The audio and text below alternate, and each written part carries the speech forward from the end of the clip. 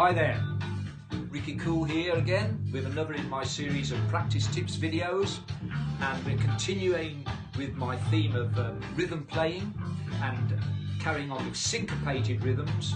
And this video I'm hoping that I can show you some exercises and some patterns that you can practice and play, which will enable you to play along with a Rhumba style blues, which is what you can hear playing in the background now. So let's just stop the backing track. The Rhumba style blues is like one of the fundamental rhythms that, as an aspiring blues harmonica player or a harmonica player who likes to play a little blues, you really need to understand and be able to play along with. So the basis of that Rhumba is bum, bum, bum, bum, bum, bum. And that little rhythm pattern is the first half of a rhythm pattern which originates from Cuba, called the Afro-Cuban 3/2 clave rhythm, played on the clave, those two little wooden hardwood sticks which you hear in a lot of particularly Cuban music. And the Afro-Cuban 3/2 rhythm is like this.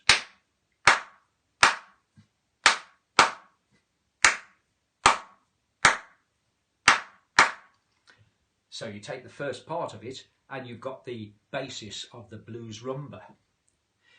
It became popular because of the popularity of Latin styles of music in America in the immediate post-war period and from then on, really.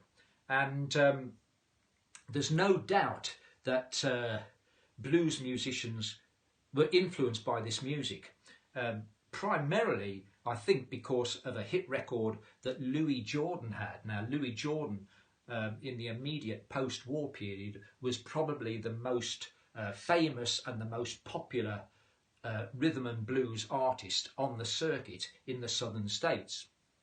And he had a hit record called Early in the Morning, which would have been played on jukeboxes in clubs and juke joints throughout those southern states, and blues musicians would have heard Early in the Morning and would have taken that rhythm and adapted it into their music because they wanted people to dance when they were playing.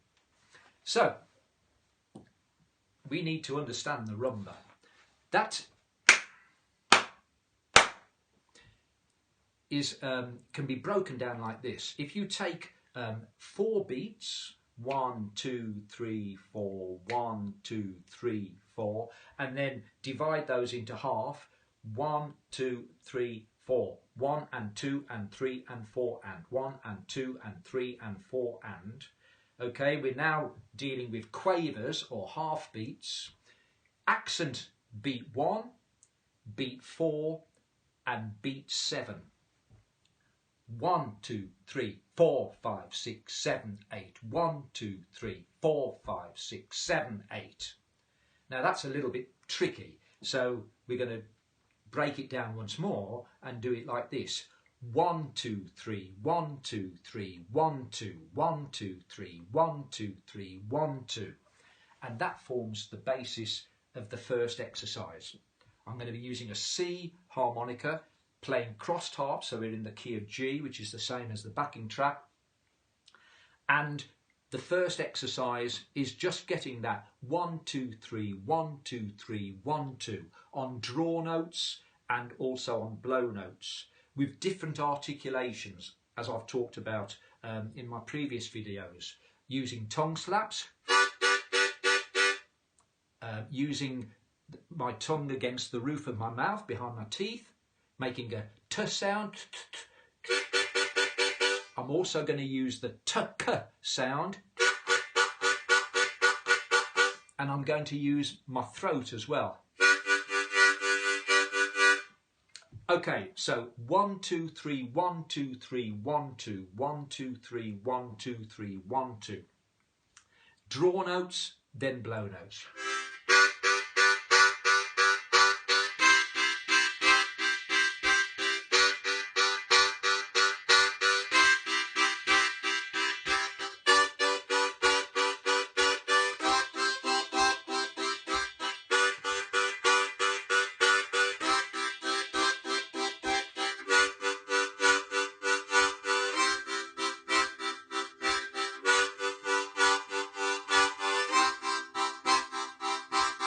trying to maintain that breathing equilibrium by sometimes drawing in more air than you're letting out, or sometimes on the blow notes letting out more air, so that you're keeping that equilibrium in your breathing.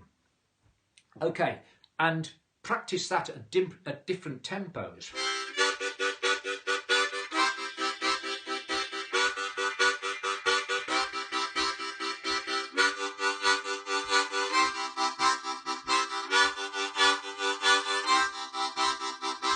Until you really get a feel for it and it becomes part of your movement as you're playing the rhythm. The next stage now is a little bit trickier.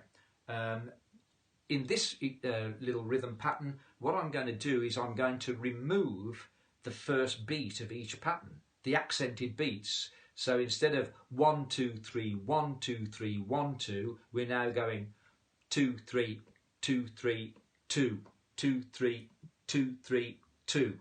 And it's going to sound like this.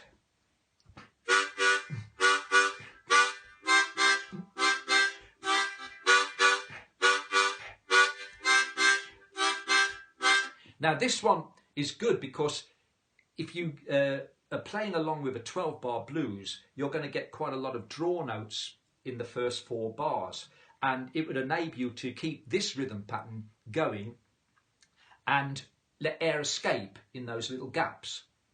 So let's imagine it's now a 12-bar blues. Well, I'll tell you what, let's put the backing track on and I'll just play the first 4 bars.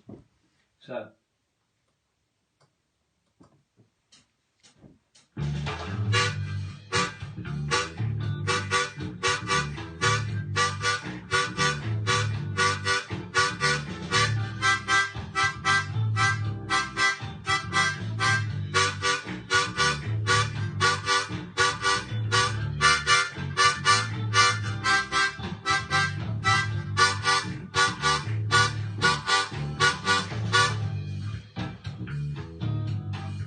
So I didn't play the first 4 bars, I played through the 12-bar sequence. Never mind. But it shows you what I mean. Now, third little practice exercise. If you can play octaves or splits, then this is going to be great. The 2-5 split. And then I'm going to use the 3-6 octave. And 2-5 split, and then I might use the 1-4 octave on a draw notes and blow notes, and then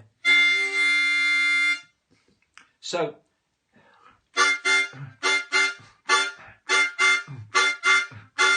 I'm using that second rhythm. Okay, let's put the track back on.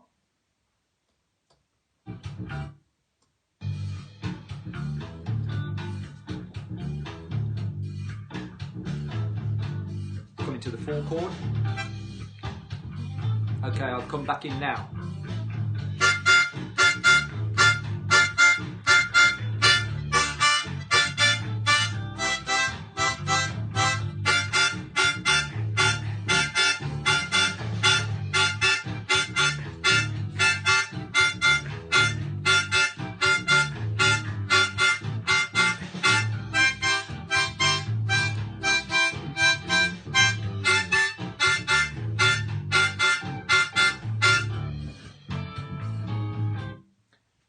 Now, once you've really got this rhythm down, then you can start to play around with it, sort of maybe like this.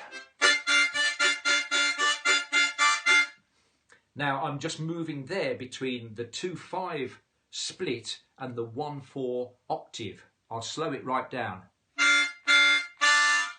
Okay, the first 2 were 2-5, the third one was 1-4. Then the next 3 were 2-5. Then you get a 1-4.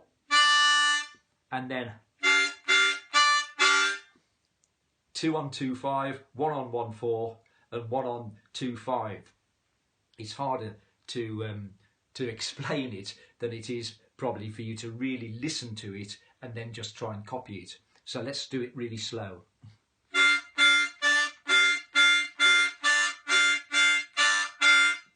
And that's a really nice one to have with that rumba groove.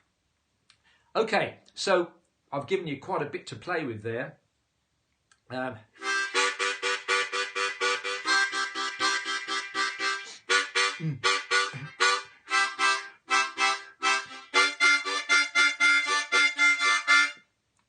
There's lots to be practicing and to hopefully, I hope, well, you'll have some fun with it. So I'm going to play out with the backing track and just play a few of these things. I hope you found the video useful. Please, if you haven't already done so, do subscribe and give me a thumbs up if you think what I've been teaching you is going to be a useful thing to you for you to have in your arsenal of ideas. So let's play out with a little bit of Rumba Blues in G. We'll take the track back to the beginning. Okay.